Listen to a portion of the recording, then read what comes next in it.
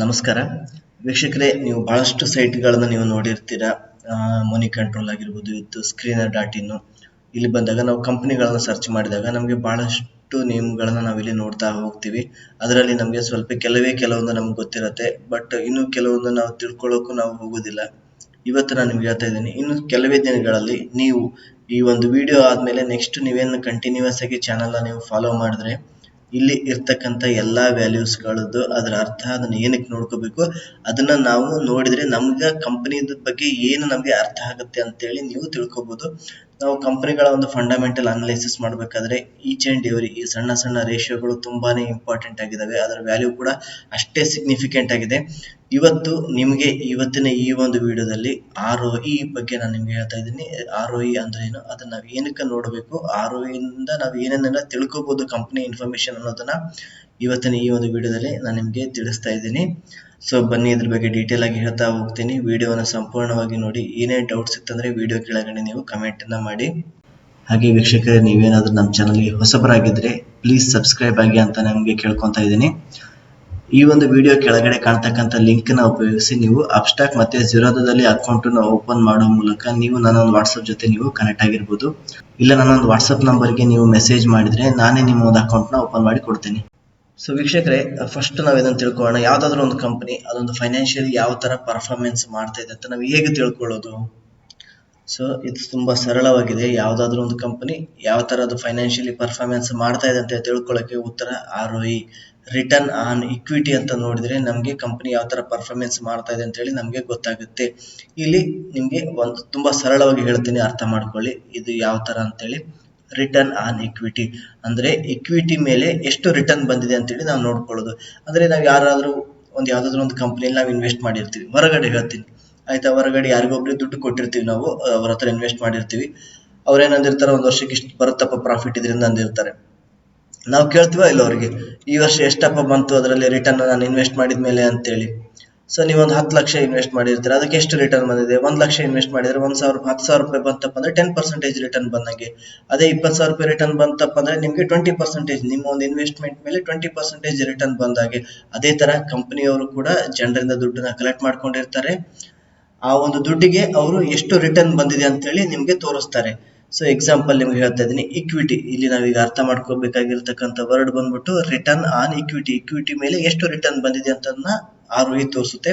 ಇಲ್ಲಿ ಇಕ್ವಿಟಿ ಅಂದ್ರೆ just example ಹೇಳ್ತಿದ್ದೀನಿ ನೋಡಿ. ಸೊ ಮೊನ್ನೆ ರೀಸೆಂಟ್ ಆಗಿ SBI ಕಾರ್ಡ್ IPO ಬಂತು. IPO ಟೈಮಲ್ಲಿ ನಾವೆಲ್ಲ ಬಹಳಷ್ಟು ಜನ ಅಪ್ಲೈ ಮಾಡಿದ್ವಿ. ಸೊ ನಮ್ಮಿಂದ ಅವರು 10,354 ಕೋಟಿ ರೂಪಾಯಿಗಳನ್ನ ಅವ್ರು ಕಲೆಕ್ಟ್ ಮಾಡ್ಕೊಂಡ್ರು. ನಮ್ಗೆ ಅದರ ಶೇರ್ಸ್ ನ ನಮ್ಗೆ ಕೊಟ್ರು. ಸೊ ಅದಾದ್ಮೇಲೆ ನಮ್ಮಂತವ್ರಲ್ಲದೆ ಬಹಳಷ್ಟು ಜನ DI, domestic institution investors, foreign institution investors, FII ಬಹಳಷ್ಟು ಜನ ಇದರಲ್ಲಿ ಇನ್ವೆಸ್ಟ್ ಮಾಡಿದ್ದಾರೆ.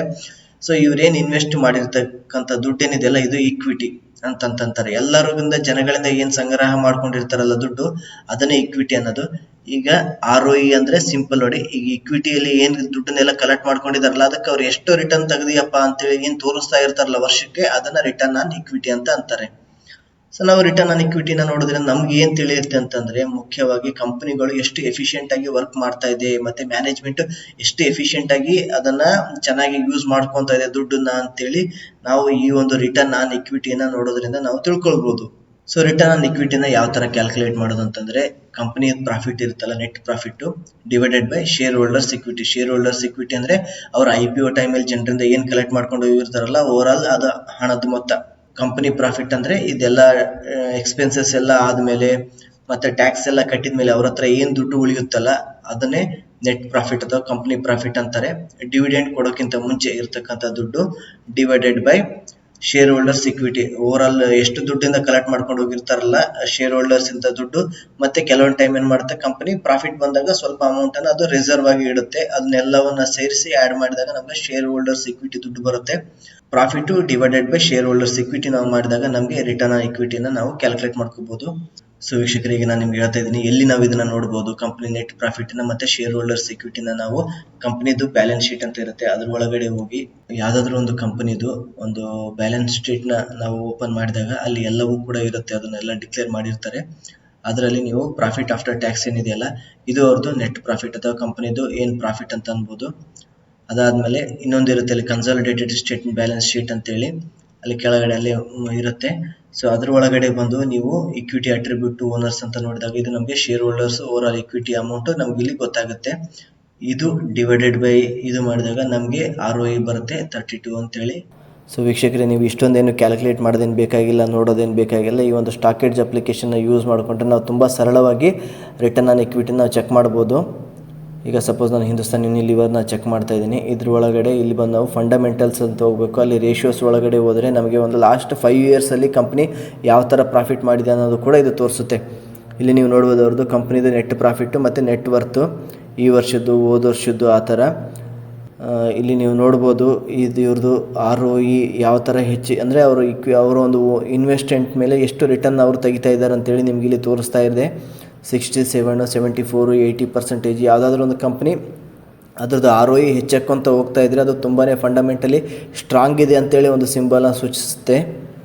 ಇದೇ ಥರ ನೀವು ಬೇರೆ ಬೇರೆ ಕಂಪ್ನಿಗಳನ್ನು ನೀವು ಚೆಕ್ ಮಾಡ್ಕೋಬೋದು. ಅದೇ ಇಲ್ಲ ಅಂತಂದರೆ ಇದೇ ಸೇಮ್ ಸೆಗ್ಮೆಂಟಲ್ಲಿ ಇರ್ತಕ್ಕಂಥ ಬೇರೆ ಬೇರೆ ಕಂಪ್ನಿಗಳನ್ನು ನೀವು ಇದ್ರ ಜೊತೆ ನೀವು ಕಂಪೇರ್ ಮಾಡ್ಕೊಂಡು ಯಾವ ಕಂಪ್ನಿ ತುಂಬ ಚೆನ್ನಾಗಿ ರಿಟರ್ನ ತೆಗಿತಾ ಇದೆ ಅದರದ್ದೊಂದು ಇನ್ವೆಸ್ಟ್ಮೆಂಟ್ ಮೇಲೆ ಅನ್ನೋದು ಕೂಡ ನೀವು ಒಂದು ಕನ್ಕ್ಲೂಷನ್ಗೆ ಬರ್ಬೋದು.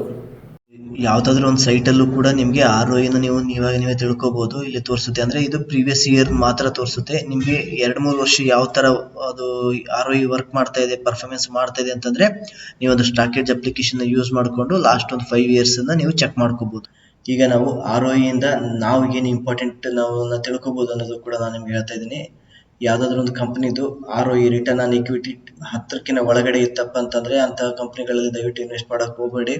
ಅಂದರೆ ಅವು 10% ರಿಟರ್ನ್ ತೆಗಿಯೋಕೆ ಆಗ್ತಾ ಇಲ್ಲ ಅಂತ ಅದರ ಅರ್ಥ. ಆದಷ್ಟು ROE 20ಕ್ಕಿಂತ ಮೇಲೆ ಇರ್ತಕ್ಕಂಥ ಕಂಪ್ನಿಗಳಲ್ಲಿ ಇನ್ವೆಸ್ಟ್ ಮಾಡೋದು ಒಳ್ಳೆಯದು. ಸೊ ROE ನಮಗೆ ಬಿಸ್ನೆಸ್ ಯಾವ ಥರ ಗ್ರೋ ಆಗ್ತಾ ಇದೆ ಅಂತ ಕೂಡ ನಮಗೆ ಹೇಳುತ್ತೆ. ಅದೇ ಥರ ಈಗ ಪ್ರಾಫಿಟ್ ಹೆಚ್ಚಾದಂಗೆಲ್ಲ ಕಂಪ್ನಿದು ವರ್ಷ ಪ್ರಾಫಿಟ್ ಎಲ್ಲ ಹೆಚ್ಚಾದಂಗೆಲ್ಲ ನಮಗೆ ROE ಕೂಡ ಹೆಚ್ಚಾಕೊಂತ ಹೋಗುತ್ತೆ. ಸೊ ವೀಕ್ಷಕರೇ, ಇದನ್ನು ಕೂಡ ನೀವು ತಿಳ್ಕೊಳ್ಳಿ. ನಾವು ಯಾವುದಾದ್ರೂ ಒಂದು 2 ಕಂಪನಿಗಳನ್ನು ನಾವು ಕಂಪೇರ್ ಮಾಡ್ತಾ ಹೋದಾಗ ROE ರಿಟರ್ನ್ ಆನ್ ಇಕ್ವಿಟಿ ನಾವು ಚೆಕ್ ಮಾಡಬೇಕಾದಾಗ ಅದೇ ಸೆಕ್ಟರ್ ಅಲ್ಲಿ ಇರ್ತಕ್ಕಂಥ ಕಂಪನಿಗಳ ಜೊತೆಗೆ ಮಾತ್ರ ನಾವು ಕಂಪೇರ್ ಮಾಡಬೇಕು. ಬೇರೆ ಬೇರೆ ಸೆಕ್ಟರ್ ಅಲ್ಲಿ ಇರ್ತಕ್ಕಂಥ ಕಂಪನಿಗಳ ಜೊತೆ ನಾವು ಕಂಪೇರ್ ಮಾಡಬಾರ್ದು.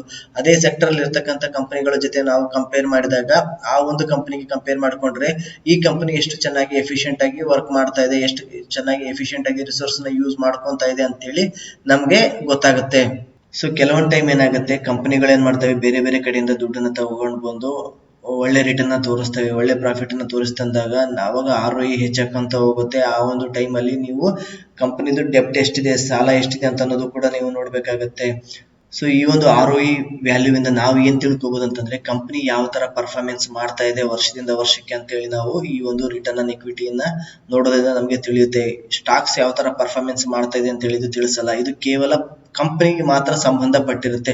ಕಂಪನಿ ಯಾವ ತರ ಪರ್ಫಾರ್ಮೆನ್ಸ್ ಮಾಡ್ತಾ ಇದೆ ಅಂತ ಹೇಳಿ ಮಾತ್ರ ನಾವು ಈ ಒಂದು ರಿಟರ್ನ್ ಆನ್ ಇಕ್ವಿಟಿಯನ್ನ ನೋಡೋದ್ರಿಂದ ನಾವು ತಿಳ್ಕೊಳ್ಬಹುದು. ಸೊ ನಾನು ಹೇಳಿರ್ತಕ್ಕಂಥ ಇನ್ಫಾರ್ಮೇಶನ್ ನಿಮ್ಗೆ ಯೂಸ್ಫುಲ್ ಆಗಿದೆ ಅಂತ ಅನ್ಕೊಂತೀನಿ. ಈ ಒಂದು ವಿಡಿಯೋ ನಿಮಗೆ ಇಷ್ಟ ಆದರೆ ಪ್ಲೀಸ್ ಲೈಕ್ ಮಾಡಿ. ಹಾಗೆ ನಮ್ಮ ಚಾನಲ್ಗೆ ಇನ್ನೂ ನೀವು ಸಬ್ಸ್ಕ್ರೈಬ್ ಆಗಿಲ್ಲ ಅಂತಂದ್ರೆ ಪ್ಲೀಸ್ ಸಬ್ಸ್ಕ್ರೈಬ್ ಆಗಿ. ನಮ್ಮ ಹತ್ರ ಸ್ಟಾಕ್ ಮಾರ್ಕೆಟ್ ಅಲ್ಲಿ ಇನ್ವೆಸ್ಟ್ ಮಾಡೋ ಯಾವುದೇ ಒಂದು ಆಸಕ್ತಿ ಇದ್ರೆ ನನ್ನ ಒಂದು ವಾಟ್ಸ್ಆಪ್ ನಂಬರ್ಗೆ ನೀವು ಮೆಸೇಜ್ ಮಾಡ್ಬೋದು. Thanks for watching. ಧನ್ಯವಾದಗಳು.